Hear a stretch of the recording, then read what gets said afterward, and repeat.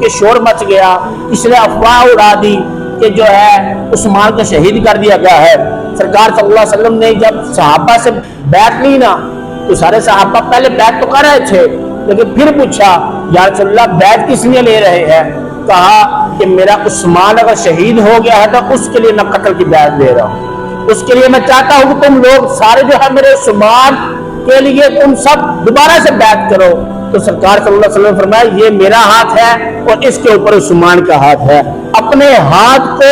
مصطفیٰ علیہ السلام نے جو ہے حضرت عثمان کا ہاتھ قرار دیا ہے۔ اور پھر دیکھیں بہت ساری جگہوں پہ سرکار صلی اللہ علیہ وآلہ وسلم نے صحابہ سے بیعت لی ہے، بہت ساری جگہوں پہ صحابہ سے قسمیں اٹھوائی ہیں، لیکن کسی قسم کا یا کسی جگہ کا قرآن میں کوئی حوالہ نہیں ملتا، قرآن میں کوئی جو ہے اس کی شان نہیں ملتی، قرآن میں کوئی اس کی گواہی نہیں ملتی کہ اس مقام پہ سرکار صلی اللہ علیہ وسلم نے صحابہ سے بیعت لی ہے، اس مقام پہ سرکار صلی اللہ علیہ وسلم نے صحابہ سے یہ معاملات پہ دوبارہ سے قسمیں اٹھوائی ہیں۔ لیکن یہ واحد حضرت عثمان کی شان ہے کہ جس کے لیے رب ذوالجلال نے فرمایا لقد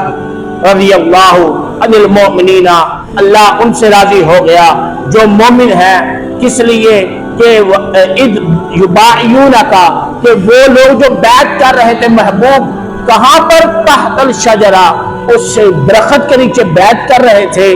سارے صحابہ سے اللہ رب العزت راضی ہو گیا تھا۔